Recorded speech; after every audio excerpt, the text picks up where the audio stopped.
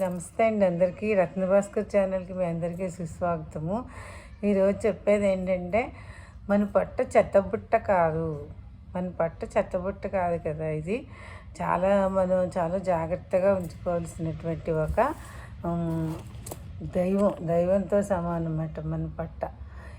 కొంతమంది ఏం చేస్తాం, మనం సాధారణంగా అందరూ ఏం చేస్తారంటే రాత్రి మిగిలిపోతుంది కదా అని చెప్పేసి కడుపులో పడేసుకుందాం అనుకుంటారు.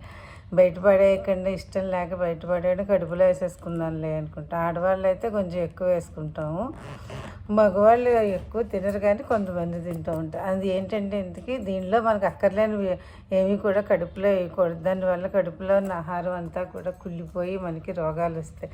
ఇప్పుడు అందరూ చెప్తున్నారు కదా గట్ హెల్త్ గురించి. గట్ హెల్త్ బాగుంటేనే మనకి ఏమి రావు, రోగాలు ఏమీ రావు, ఆరోగ్యంగా ఉంటారని చెప్తున్నారు కదా.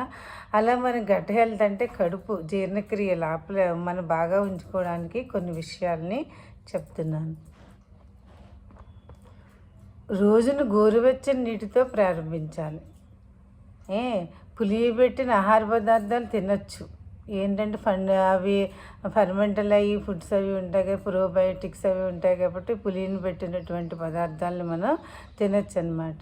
నెక్స్ట్ సీజనల్ కూరగాయలు పండ్లను తినవచ్చు. క్యారెట్, బీట్రూట్, పాలకూర, తోటకూర, నారింజ, బత్తాయి, ఉసిరి, జామ, దానిమ్మ ఇలాంటి వాటిలన్నిటిని కూడా మనం తినచ్చు అనమాట. వెచ్చని ఆహారం తినాలి. అంటే చల్లారిపోయింది ఎప్పుడో వండుకుని తిన్నది కాదు. అలుగని ఎప్పుడో వండిన వాటిని వేడి చేయరాదు. అలాగనే ఏం చేయొచ్చు, మనం వేడి చేసి తినమన్నా, వేడిగా ఉన్నప్పుడు తినమన్నాం అని చెప్పేసి ఎప్పుడో వండేసుకుని తర్వాత తినే ముందు వేడి చేసుకుంటే అది విషం కింద మారుతుందన్నమాట.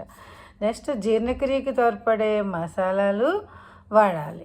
ఏంటవి? అల్లము, పసుపు, జీలకర్ర, సోంపు, వాము మొదలైన వాటిని మన ఆహార పదార్థాల్లో వాడుకోవాలన్నమాట.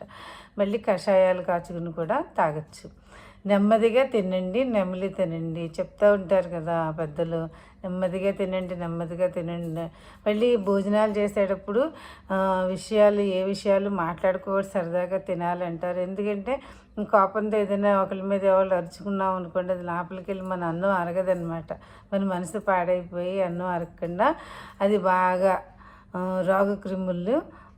రోగాలు వస్తాయి మనకి. అందుకని నెమ్మదిగా తినాలి, నమిలి తినాలి. బాగా నమిలి ఆహార పదార్థాన్ని తినాలి. అప్పుడు మన పొట్టకి ఎక్కువ పని ఉండదు కదా, అదనమాట. నీరు ఎక్కువగా తాగాలి. నీరు బాగా తాగాలి. కనీసం 3 లీటర్ల నీళ్ళు తాగాలి. రోజు వ్యాయామం చేయాలి. అలాగని గంటలు చేసేయక్కర్లేదు. రోజు కొంచెం మనం మొదలుపెట్టి చేయొచ్చు. రోజు చేస్తుంటే అదే అలవాటు అవుతుంది కదా. అలా చేస్తే మన యొక్క శరీరాలన్నీ కూడా వర్కింగ్లోకి వచ్చి బాగుంటాయి.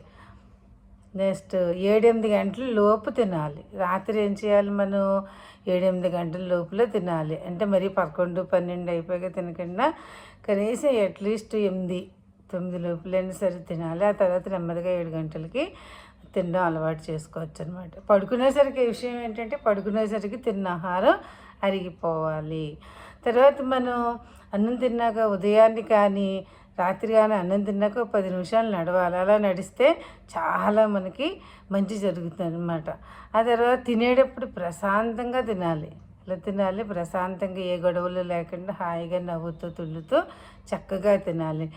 లేకపోతే ఏంటంటే తిన్నది అరగదని చెప్పుకున్నాం కదా, అదనమాట. ఈ విధంగా మన యొక్క కడుపుని చక్కగా కాపాడుకుని, మన ఆరోగ్యాన్ని కాపాడుకుని మనం చక్కగా ఆనందంగా జీవించాలంటే ఏం చేయాలి, మనం గట్ హెల్త్, మన పొట్టని జీర్ణక్రియని కాపాడుకుందాం మనందరూ కూడా. అలా థ్యాంక్ యూ విన్నందుకు.